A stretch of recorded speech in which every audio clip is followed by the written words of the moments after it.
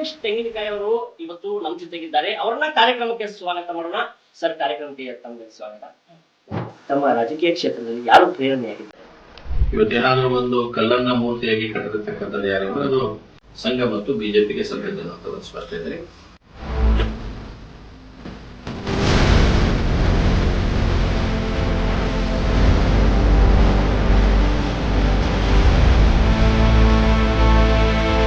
ರಾಜಕೀಯದಲ್ಲಿ ಸೋಲಾಗಿರ್ಬೋದು, ಗೆಲುವಾಗಿರ್ಬೋದು, ಯಶಸ್ಸಾಗಿರ್ಬೋದು, ಇವೆಲ್ಲವೂ ಪ್ರಮುಖವಾದಂತಹ ಪಾಠ ಯಾವುದು?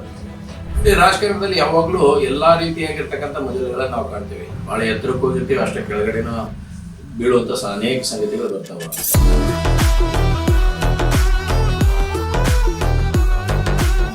ಕೆಲವು ಕಡೆ ರಸ್ತೆಗಳಾಗಿರ್ಬೋದು, ಡ್ರೈನೇಜ್ಗಳಾಗಿರ್ಬೋದು, ಬೇರೆ ಬೇರೆ ಯುವಕರಿಗೆ ಕೆಲಸದ ಸಮಸ್ಯೆಗಳಾಗಿರ್ಬೋದು, ಇವೆಲ್ಲ ಕೂಡ ಕೇಳಿ ಬರ್ತಾ ಇದೆ. ಈ ಜನರಿಗೆ ಏನ್ ಹೇಳ್ಬೇಕು? ನಿಮಗೆ ಹಣಕಾಸಿನ ವ್ಯವಸ್ಥೆ ಏನ್ ಮಾಡಬೇಕು? ರಾಜ್ಯ ಸರ್ಕಾರ ಕೊಡ್ಬೇಕು. ರಾಜ್ಯ ಸರ್ಕಾರ ದುಡ್ಡು ಕೊಟ್ರೆ ನಮಗೆ ಡೆವಲಪ್ಮೆಂಟ್ ಮಾಡಕ್ ಸಾಧ್ಯತೆ. ಯಾರು ಬೇರೆ ಕಡೆಯಿಂದ ನಿಮ್ಗೆ ತಂದು ಹಾಕುವಂತ ಪ್ರಶ್ನೆ ಇಲ್ಲ.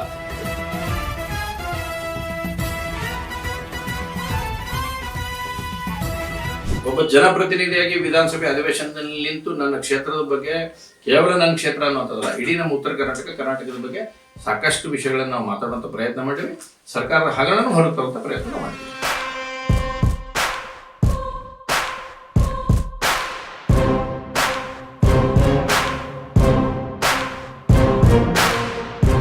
ನಮಸ್ಕಾರ ವೀಕ್ಷಕರೇ, ನಾಯಕ ಕಾಯಕ ವಿಶೇಷ ಕಾರ್ಯಕ್ರಮಕ್ಕೆ ಸ್ವಾಗತ. ನಾನು ಗಣೇಶ್ ಹಿರೇಮಠ್. ಏನು ನಾಯಕತ್ವದಲ್ಲಿ ತಮ್ಮ ಕಾಯಕವನ್ನ ಅಚ್ಚುಕಟ್ಟಾಗಿ ನಿರ್ವಹಣೆ ಮಾಡುತ್ತಾ, ಜನರ ಕಣ್ಣೀರನ್ನ ಒರೆಸುತ್ತಾ, ಒಳ್ಳೆಯ ಕೆಲಸದಲ್ಲಿ ತೊಡಗಿಕೊಂಡಿರುವ ಶಾಸಕರಾದಂತಹ ಮಹೇಶ್ ತೆಂಗಿನಕಾಯಿ ಅವರು ಇವತ್ತು ನಮ್ಮ ಜೊತೆಗಿದ್ದಾರೆ. ಅವರನ್ನ ಕಾರ್ಯಕ್ರಮಕ್ಕೆ ಸ್ವಾಗತ ಮಾಡೋಣ. ಸರ್, ಕಾರ್ಯಕ್ರಮಕ್ಕೆ ತಮಗೆ ಸ್ವಾಗತ. ಏನು ಪ್ರಬಲ ರಾಜಕಾರಣದಲ್ಲಿ ಭಾರತೀಯ ಜನತಾ ಪಾರ್ಟಿ ಏನು ಮುಂಚೂಣಿಯಲ್ಲಿದೆ, ಆ ಒಂದು ಪಾರ್ಟಿಯಲ್ಲಿ ಹುಬ್ಬಳ್ಳಿಯ ಸೆಂಟ್ರಲ್ ವಿಧಾನಸಭಾ ಕ್ಷೇತ್ರದಲ್ಲಿ ಒಳ್ಳೆಯ ಕೆಲಸಗಳನ್ನ ನಿರ್ವಹಿಸುತ್ತಾ ಸದಾ ಮುಂಚೂಣಿಯಲ್ಲಿ ಕಾರ್ಯಗಳನ್ನ ತೊಡಗಿಸುತ್ತಿರುವ ಇವತ್ತು ಸಂಡೇ ಆದ್ರೂ ಕೂಡ ಯಾವುದೇ ರೀತಿಯಾದಂತಹ ಒಂದು ಬೇಸರವಿಲ್ಲದೆ ತಮ್ಮ ಕಾಯಕವನ್ನ ಅಚ್ಚುಕಟ್ಟಾಗಿ ನಿರ್ವಹಣೆ ಮಾಡುತ್ತಾ ಒಂದೊಳ್ಳೆ ಕಾರ್ಯವನ್ನ ಮಾಡುತ್ತಿರುವ ತಮ್ಮ ಕ್ಷೇತ್ರದ ಶಾಸಕರೊಟ್ಟಿಗೆ ಇವತ್ತು ನಾವಿದ್ದೇವೆ. ರಾಜಕಾರಣದಲ್ಲಿ ಏನೆಲ್ಲ ಬದಲಾವಣೆಗಳಾಗಿವೆ, ಯಾವ ರೀತಿ ರಾಜಕೀಯಕ್ಕೆ ಎಂಟ್ರಿ ಕೊಟ್ಟರು, ಏನೆಲ್ಲ ಕೆಲಸಗಳನ್ನ ಮಾಡಿದ್ದಾರೆ, ಅವರ ಬಾಯಿಂದನೇ ಕೇಳೋಣ. ನಮಗೂ ಒಂಥರ ಖುಷಿ ಆಗ್ತಾ ಇದೆ. ಅವ್ರನ್ನೆಲ್ಲ ಯಾವ್ಯಾವ ರೀತಿಯಲ್ಲಿ ಎಂಟ್ರಿ ಕೊಟ್ಟಿದ್ದಾರೆ, ಏನೆಲ್ಲ ಕೆಲಸಗಳನ್ನ ಮಾಡಿದ್ದಾರೆ, ಹೇಗೆ ಅವರು ಯಾರಿಗೆ ಸ್ಫೂರ್ತಿಯಾಗಿದ್ದಾರೆ, ಯಾರೆಲ್ಲ ಯುವಕರಿಗೆಲ್ಲ ಸ್ಫೂರ್ತಿಯಾಗಿದ್ದಾರೆ ಕೇಳೋಣ. ಸರ್, ಮೊದಲನೇದಾಗಿ ತಮ್ಮ ರಾಜಕೀಯಕ್ಕೆ ಬರಲು ತಮ್ಮ ರಾಜಕೀಯ ಕ್ಷೇತ್ರದಲ್ಲಿ ಯಾರು ಪ್ರೇರಣೆಯಾಗಿದ್ದಾರೆ? ನೋಡಿ, ನಾನು ಬಾಲ್ಯದಿಂದ ಸ್ವಯಂ ಸೇವಕನಾಗಿ ರಾಷ್ಟ್ರೀಯ ಸ್ವಯಂ ಸೇವಕ ಸಂಘದ ಒಬ್ಬ ಸ್ವಯಂ ಸೇವಕನಾಗಿ ಕೆಲಸವನ್ನು ಪ್ರಾರಂಭ ಮಾಡಿದೆ. ತದನಂತರ ದಿವಂಗತ MG ಜರ್ತಾರ್ ಅವರು ಇದ್ದಂಥ ಸಂದರ್ಭದಲ್ಲಿ, ಅವತ್ತು ನಮ್ಮ ಹಳೆ ಬೆಂಡಿಗರೋಣಿ ಇದ್ದಂಥ ಸಂದರ್ಭದಲ್ಲಿ ಅವತ್ತು ಭಾರತೀಯ ಜನತಾ ಪಾರ್ಟಿ ಕಾರ್ಯಕರ್ತನಾಗಿ ಸೇರ್ಪಡೆ ಮಾಡಿಸುವಂಥದ್ದಾಯಿತು. ಸಂಘ ಮತ್ತು ಬಿಜೆಪಿ ಸೇರಿಸಿ ಇವತ್ತೇನಾದರೂ ಒಂದು ಕಲ್ಲನ್ನ ಮೂರ್ತಿಯಾಗಿ ಕಟ್ಟಿರ್ತಕ್ಕಂಥದ್ದು ಯಾರು ಅಂದರೆ ಅದು ಸಂಘ ಮತ್ತು ಬಿಜೆಪಿಗೆ ಸಲ್ಲುತ್ತದೆ ಅನ್ನೋಂಥದ್ದು ಸ್ಪಷ್ಟ ಇದೆ. ಅವತ್ತಿನಿಂದ ಹಿಡಿದು ಸುಮಾರು 35 ವರ್ಷಗಳ ಸುದೀರ್ಘ ಅವಧಿಯ ರಾಜಕಾರಣದಲ್ಲಿ ಇದ್ದು ಪಕ್ಷದ ಬೇರೆ ಬೇರೆ ಜವಾಬ್ದಾರಿಗಳನ್ನು ನಿರ್ವಹಣೆ ಮಾಡಿಕೊಡ್ತಾ ಇವತ್ತು ನಮ್ಮೆಲ್ಲ ಪಕ್ಷದ ಹಿರಿಯರು ನಾಯಕರು ಸೇರಿಸಿ ಇವತ್ತೊಬ್ಬ ಜನಸೇವಕನಾಗಬೇಕು ಅಂತ ನಿರ್ಣಯ ಕೊಟ್ಟಾಗ ಇವತ್ತು ಆ ಕಾಯಕದಲ್ಲಿ ನಾನು ಕೂಡ ತೊಡ್ಕೊಳ್ಳುವಂಥ ಪ್ರಯತ್ನ ಮಾಡ್ತೀನಿ. ತಮ್ಮ ರಾಜಕೀಯ ಕ್ಷೇತ್ರದಲ್ಲಿ ಅತ್ಯಂತ ಪ್ರೇರಣೆಯಾದಂತಹ ಘಟನೆ ಯಾವುದು? ನೋಡಿ, 35 ವರ್ಷದ ಸುದೀರ್ಘ ಅವಧಿ ತೆಗೆದುಕೊಂಡಾಗ ಬಹಳಷ್ಟು ಪ್ರೇರಣಾದಾಯಕ ಸಂಗತಿಗಳು ನನ್ನ ಜೀವನದಲ್ಲಿ ನಡೆದಿದೆ.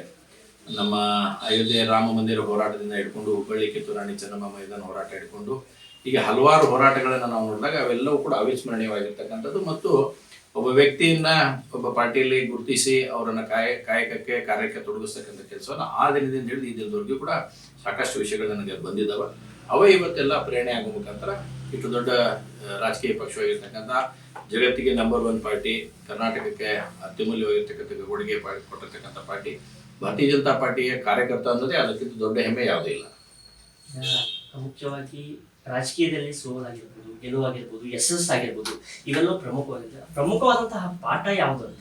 ನೋಡಿ, ರಾಜಕಾರಣದಲ್ಲಿ ಯಾವಾಗ್ಲೂ ಎಲ್ಲಾ ರೀತಿಯಾಗಿರ್ತಕ್ಕಂಥ ಮಜಲುಗಳನ್ನ ನಾವು ಕಾಣ್ತೀವಿ. ಬಹಳ ಎತ್ತರಕ್ಕೆ ಹೋಗಿರ್ತೀವಿ, ಅಷ್ಟೇ ಕೆಳಗಡೆನ ಬೀಳುವಂತ ಅನೇಕ ಸಂಗತಿಗಳು ಬರ್ತಾವ.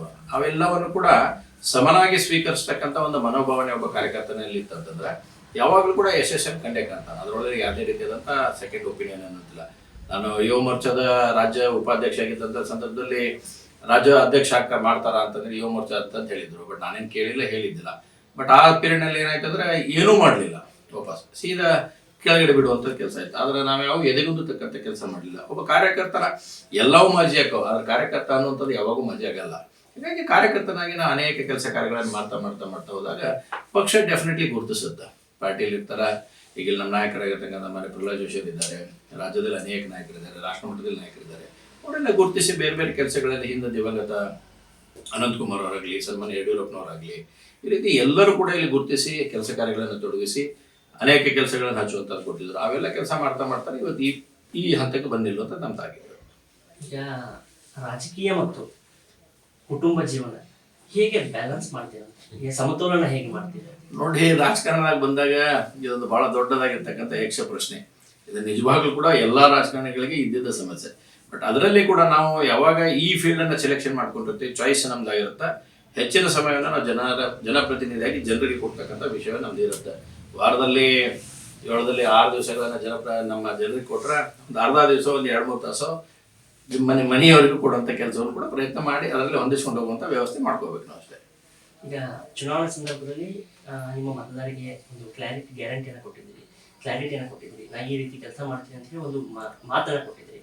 ಜನರಿಗೆ ನೀವು ಮಾಡಿದಂಥ ಕೆಲಸದ ಬಗ್ಗೆ ಕ್ಲಾರಿಟಿ ಕೊಡೋದಾದ್ರೆ ನೋಡಿ, ನಾನು ಬಹಳ ಸ್ಪಷ್ಟವಾಗಿ ಆ ಸಂದರ್ಭದಲ್ಲಿ, ಚುನಾವಣೆ ಸಂದರ್ಭದಲ್ಲಿ ನಾವು ಹೇಳಿರ್ತಕ್ಕಂಥ ವಿಷಯಗಳನ್ನು ಕೂಡ ನಾವು ಹೇಳಿದ್ವಿ. ಒಂದು ಹುಬ್ಬಳ್ಳಿಯನ್ನ clean city, green city, divine city ಆಗಬೇಕು ಅನ್ನೋಂಥ ಸ್ಪಷ್ಟತೆ ನಮ್ದಿತ್ತು. ಅದರ ಅನುಗುಣವಾಗಿ ಇವತ್ತು ಅನೇಕ ಯೋಜನೆಗಳನ್ನು ನಾವು ತರುವಂಥ ಪ್ರಯತ್ನವನ್ನು ಮಾಡ್ತಾ ಇದ್ದೇವೆ. ಹುಬ್ಳಿ ಒಂದು ಡೆವಲಪ್ಮೆಂಟ್ ಆಗಿರ್ತಕ್ಕಂಥ ಮಾಡೆಲ್ ಸಿಟಿಯಾಗಿ ಮುಂದಿನ ದಿನಮಾನಗಳಲ್ಲಿ ಕಾಣಬೇಕನ್ನೋ ನಮ್ಮ ಕನಸೈತಿ. ಅದರ ದುರ್ದೈವದ ಸಂಗತಿ ಇವತ್ತು ನಮ್ಮ ಕೈಯಲ್ಲಿ ನಮ್ಮ ಸರ್ಕಾರ ಇಲ್ಲ. ಆ ಇಲ್ಲದ ಕಾರಣಕ್ಕಾಗಿ ಮತ್ತು ಸರ್ಕಾರ ಕೂಡ ಹಣಕಾಸಿನ ಮುಗ್ಗಟ್ಟನ್ನು ಎದುರಿಸ್ತಕ್ಕಂಥ ಸಂದರ್ಭದಲ್ಲಿ ನನ್ನ ಅಪೇಕ್ಷೆಗೆ, ನನ್ನ ಜನರ ಅಪೇಕ್ಷೆಗೆ ಸ್ಪಂದನೆ ಆಗೋದಿಲ್ಲ. ಯಾಕಂದ್ರೆ ಹಣಕಾಸಿನ ವ್ಯವಸ್ಥೆ ಇಲ್ಲಂದ್ರೆ ಯಾವುದೂ ಕೂಡ ಅಭಿವೃದ್ಧಿ ಕೆಲಸಗಳು ನಡೆಯಕ್ಕೆ ಸಾಧ್ಯ ಇಲ್ಲ. ಅಷ್ಟರ ನಡುವಿನೂ ಕೂಡ ಇವತ್ತು ನಾವು ಬಹಳ ದೊಡ್ಡ ಪ್ರಮಾಣದಲ್ಲಿ ಪ್ರಯತ್ನ ಮಾಡಿ ಬೇರೆ ಬೇರೆ ಅನುದಾನಗಳನ್ನು ತಂದು ನಮ್ಮಲ್ಲಿಯ ರೋಡ್ಗಳನ್ನಾಗಲಿ, ಇನ್ಫ್ರಾಸ್ಟ್ರಕ್ಚರ್ ಡೆವಲಪ್ಮೆಂಟ್ ಮಾಡೋಕೆ ಇರಬೇಕು, ಅವನ್ನೆಲ್ಲ ಮಾಡುವಂಥ ಪ್ರಯತ್ನ ಮಾಡ್ತಾ ಇದ್ದೇವೆ.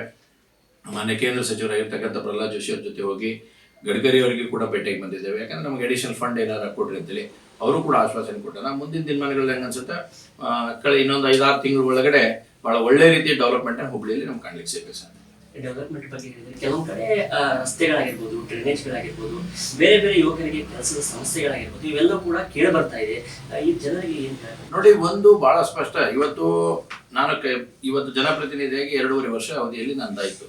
2.5 ವರ್ಷದ ಅವಧಿಯನ್ನು ನಾವು ಕಂಪೇರ್ ಮಾಡಿದಾಗ ಸಾಕಷ್ಟು ಕೆಲಸ ಕಾರ್ಯಗಳನ್ನು ನಾವು ಮಾಡುವಂಥದ್ದಾಗಿದೆ. ಮತ್ತು ಅಲ್ಟಿಮೇಟ್ಲಿ ಎಲ್ಲಿ ಬರುತ್ತಾ, ನಿಮಗೆ ಹಣಕಾಸಿನ ವ್ಯವಸ್ಥೆ ಏನು ಮಾಡಬೇಕು, ರಾಜ್ಯ ಸರ್ಕಾರ ಕೊಡಬೇಕು. ರಾಜ್ಯ ಸರ್ಕಾರ ದುಡ್ಡು ಕೊಟ್ಟರೆ ನಮಗೆ ಡೆವಲಪ್ಮೆಂಟ್ ಮಾಡೋಕ್ಕೆ ಸಾಧ್ಯತೆ. ಯಾರು ಬೇರೆ ಕಡೆಯಿಂದ ನಿಮ್ಗೆ ತಂದು ಹಾಕುವಂಥ ಪ್ರಶ್ನೆ ಇಲ್ಲ. ಹೀಗಾಗಿ ರಾಜ್ಯ ಸರ್ಕಾರನೇ ಇವತ್ತು ಕೇವಲ ಬಿಜೆಪಿ ಅಲ್ಲ, ಕಾಂಗ್ರೆಸ್ನಲ್ಲಿ ಇರ್ತಕ್ಕಂಥ ಶಾಸಕರಿಗೂ ಇದರ ಅನುಭವ ಸಾಕಷ್ಟಾಗಿದೆ.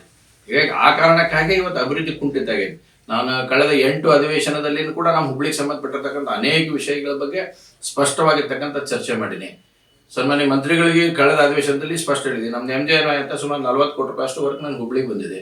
ಇನ್ನೂವರೆಗೆ ಟೆಂಡರ್ ಆಗ್ತಾ ಇಲ್ಲ, ಕೆಲವೊಂದು ಕಡೆ ಟೆಂಡರ್ ಹಾಕ್ತಾ ಇಲ್ಲ, ಏನೇನೋ ಕಾರಣಕ್ಕೆ ಆ ಕೆಲಸ ಕಾರ್ಯಗಳು ಮುಂದೆ ಹೋಗ್ತಾ ಇಲ್ಲ.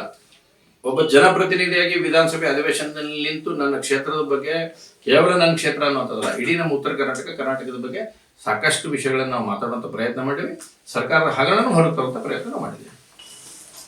ಮಾತುಗಳು ಕೇಳಿ ಬರ್ತಾ ಇದೆ, ನಿಮ್ಮ ಅಪಾಯಿಂಟ್ಮೆಂಟ್ ಸಿಗೋದೇ ಕಷ್ಟ ಅಂತ ಹೇಳ್ತಾರೆ. ಇದು ಸತ್ಯನಾ ಅಥವಾ ಒಂದು ನೀವು ಒಂದ್ ದಿವ್ಸ ಬಂದು ನನ್ನ ಜೊತೆ ಕುಂದ್ರಿ, ನಾ ಬೇರೆ ಏನು ಹೇಳಂಗಿಲ್ಲ, ನೀವೇ ಬಂದು ಕುಂದ್ರಿ. ಅವಾಗ ಅಪಾಯಿಂಟ್ಮೆಂಟ್ ನನ್ನ ಕಡೆ ಅಪಾಯಿಂಟ್ಮೆಂಟ್ ಅನ್ನೋದೇ ಇಲ್ಲ. ಫಸ್ಟ್ ಆಫ್ ಆಲ್ ಮಹೇಶ್ ಕೈ ಕಡೆ ಯಾರಿಗೂ ಅಪಾಯಿಂಟ್ಮೆಂಟ್ ಇಲ್ಲ. 24 ತಾಸು ನನ್ನ ಬಾಗ್ಲ ತೆಗೆದಿರ್ತೈತಿ. 24 ತಾಸು ಜನ ಬರ್ತಾರೆ ಹೋಗ್ತಾರೆ. ಈಗ ಬಂದಾರ, ನೀವೇ ನೋಡ್ರಿ, ಯಾರು ಅಪಾಯಿಂಟ್ಮೆಂಟ್ ತೊಗೊಂಬಂದಾರ ಇಲ್ಲದ ನೋಡ್ರಿ, ಕೇಳೋರು ಅಪಾಯಿಂಟ್ಮೆಂಟ್ ತೊಗೊಂಬಂದಾರ ಅಂತೇಳಿ ಇಲ್ಲೇ ಬಂದಾರ, ಅವ್ರು ಜನ ಬಂದಾರ. ಇವೆಲ್ಲ ಸತ್ಯಕ್ಕೆ ದೂರವಾಗಿರ್ತಕ್ಕಂಥ ಸಂಗತಿಗಳನ್ನ ಮಾಡುವಂಥ ಪ್ರಯತ್ನ ಮಾಡ್ತಾರ.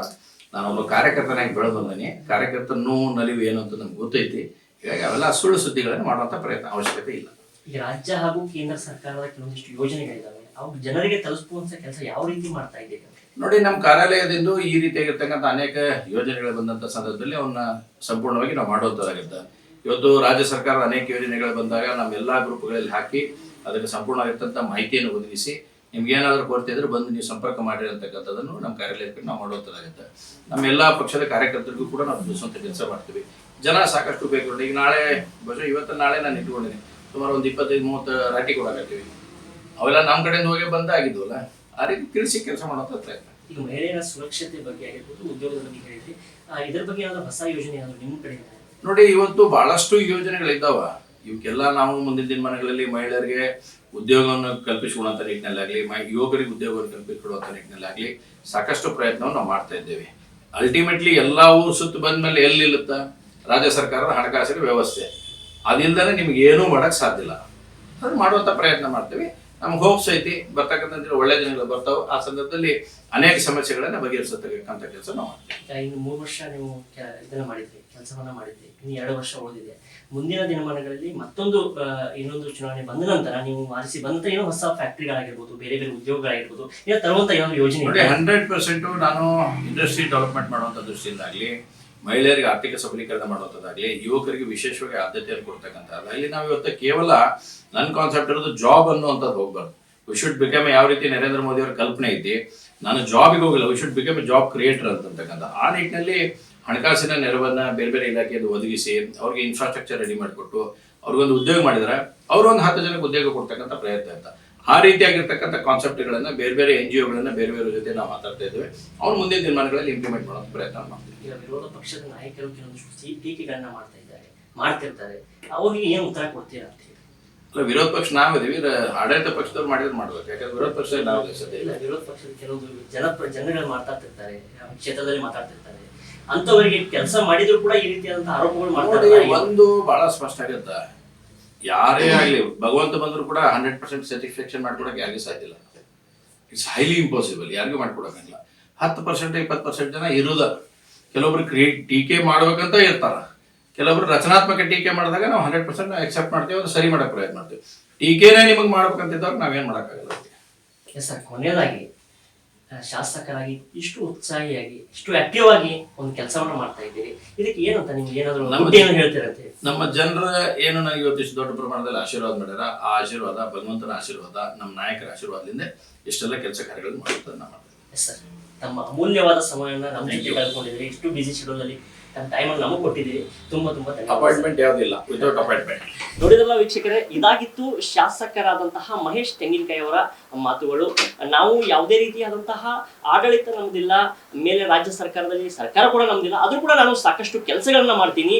ಕೇಂದ್ರ ಸರ್ಕಾರದಿಂದ ಸಾಕಷ್ಟು ಸೌಲಭ್ಯಗಳನ್ನ ತೆಗೆದುಕೊಂಡು ಜನರಿಗೆ ಎಷ್ಟಾಗುತ್ತೋ ಅಷ್ಟು ನಾನು ಮುಟ್ಟಿಸುವಂತಹ ಕೆಲಸಗಳನ್ನ ಮಾಡ್ತೀನಿ. ಮಹಿಳೆಯರಿಗೆ ಸುರಕ್ಷತೆಗಳಾಗಿರ್ಬೋದು, ಉದ್ಯೋಗಗಳಾಗಿರ್ಬೋದು, ಯುವಕರಾಗಿರ್ಬೋದು, ಎಲ್ಲ ರೀತಿಯಾದಂತಹ ಸೌಲಭ್ಯಗಳನ್ನ ನನ್ನ ಕೈಯಿಂದ ಆಗಷ್ಟು ಕೆಲಸಗಳನ್ನ ನಾನು ಮಾಡ್ತೀನಿ. ಮುಂದಿನ ದಿನಮಾನಗಳಲ್ಲಿ ನಮ್ಮ ರಾಜ್ಯದಲ್ಲಿ ನಮ್ಮ ಸರ್ಕಾರವೇ ಆಡಳಿತಕ್ಕೆ ಬರುತ್ತೆ. ನಾನು ಕೂಡ ಸಾಕಷ್ಟು ಕೆಲಸಗಳನ್ನ ಮಾಡ್ತೀನಿ, ಫ್ಯಾಕ್ಟರಿಗಳನ್ನ ತರ್ತೀನಿ, ಉದ್ಯೋಗ ಅವಕಾಶಗಳನ್ನ ಕಲ್ಪಿಸಿ ಕೊಡ್ತೀನಿ, ಸಾಕಷ್ಟು ಡೆವಲಪ್ಮೆಂಟ್ಗಳನ್ನ ಮಾಡುವಂತಹ ಕನಸುಗಳನ್ನ ಕಂಡುಕೊಂಡಿದ್ದೀನಿ ಅಂತ ಶಾಸಕ ಮಹೇಶ್ ತೆಂಗಿನಕಾಯಿ ಅವರು ತಮ್ಮ ಮನದಾಳದ ಮಾತುಗಳನ್ನ ನಮ್ಮೊಟ್ಟಿಗೆ ಹಂಚಿಕೊಂಡಿದ್ದಾರೆ. ಇದಾಗಿತ್ತು ಇವತ್ತಿನ ವಿಶೇಷ. ನಿರಂತರ ಸುದ್ದಿಗಾಗಿ ನೋಡ್ತಾ ಇರಿ News 88 ಕರ್ನಾಟಕ.